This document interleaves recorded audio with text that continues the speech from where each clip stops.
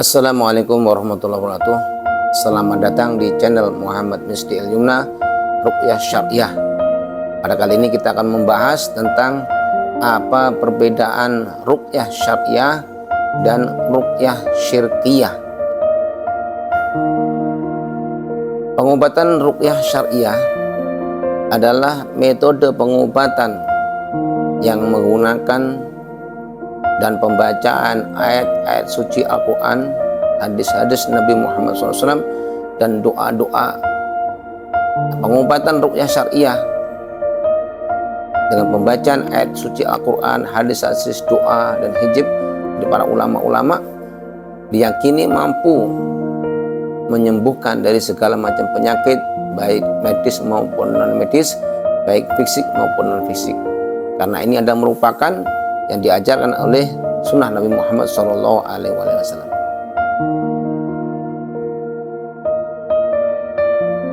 Ruqyah syirkiyah adalah metode pengobatan secara syirik, di mana pengobatan ini sebagaimana penjelasan dari para ulama-ulama adalah pengobatan tidak menggunakan ayat-ayat suci Al-Quran, tidak menggunakan bacaan-bacaan hadis, akan tetapi penggunaan dengan mantra-mantra, yang dimana mantra-mantra tersebut adalah tidak diajarkan oleh Nabi Muhammad SAW, tidak dengan hadis Nabi Muhammad SAW, dan juga tidak dengan diajar oleh para ulama-ulama, yang dimana ini semua tidak berdasarkan pengambilan daripada hujah Al-Quran, hadis, atau ijma' qiyas dari para ulama-ulama.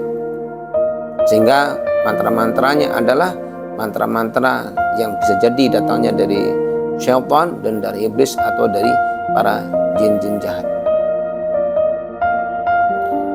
Kemudian berbicara dengan lanjutan dari pengobatan ruqyah syariah dengan ruqyah syirkiyah, bahwa sumber kekuatan dari ruqyah syariah adalah murni kekuatan, sumbernya adalah meminta dari kekuatan yang maha dahsyat, yang maha ijabah dari Allah Subhanahu wa Ta'ala.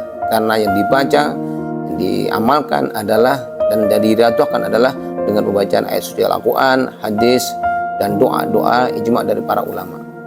Tetapi ruqyah syirkiyah adalah sumber kekuatannya karena dengan pembacaan mantra-mantra yang tidak diajarkan oleh Nabi Muhammad SAW di luar dari akidah syariat Islamiyah, maka sumber kekuatannya adalah dari syaitan dan dari iblis atau dari termasuk keduanya. Dan cara pengobatannya juga berbeda.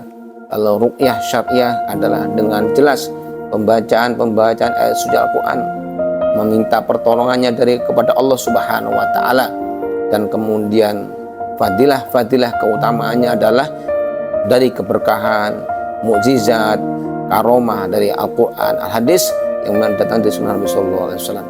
Akan tetapi kalau syirkiyah adalah pembacaan di luar dari Al-Quran, Al-Hadis, dan kemudian metodenya juga di luar dari kebiasaan daripada sunnah-sunnah Nabi SAW, sumber-sumber kekuatannya dari setan dan iblis, dan cara-caranya juga di luar daripada sunnah Nabi SAW. Bahaya dan efeknya daripada masing-masing ruqyah. Dalam ruqyah syariah, karena metode penggunaannya adalah dengan Al-Quran, pembacaan Al-Quran, hadis, dan doa-doa dari para ulama-ulama yang disusun dengan ijma' qiyas, maka dijamin tidak ada efeknya, justru malah meningkatkan efek keimanan dan kekuatan ketakwaan kepada Allah Subhanahu wa Ta'ala, menjadikan rajin ibadah kepada Allah Subhanahu wa Ta'ala, dan menjadikan dia memperkuatkan untuk pendekatan diri kepada Allah Subhanahu wa Ta'ala. Akan tetapi ruqyah syirkiyah, karena metode pendekatannya adalah tanpa dengan menggunakan ayat-ayat suci Al-Quran, maka hal ini menyebabkan bahaya efek kepada si pasien, karena yang masuk adalah zona-zona di luar daripada yang di syariat Islam, menyebabkan ketergantungan, menyebabkan kepada hal-hal yang mudarat, dan menyebabkan kepada hal-hal yang menggantungkan diri dan menambahkan penyakit, dan terutama yang membahayakan adalah mengantarkan kepada kesesatan, karena hal-hal dari sumbernya adalah dari syaitan dan iblis, metodenya adalah di luar dari syariat Islam, dan mengantarkan pada efek-efek yang lebih bahaya dan negatif. Alhamdulillah, demikian tadi satu hal kajian singkat perbedaan ruqyah syariah dan ruqyah syirkiyah. Satu ruqyah secara syariat Islam, dan yang kedua adalah ruqyah secara syirik atau di luar daripada syariat Islam.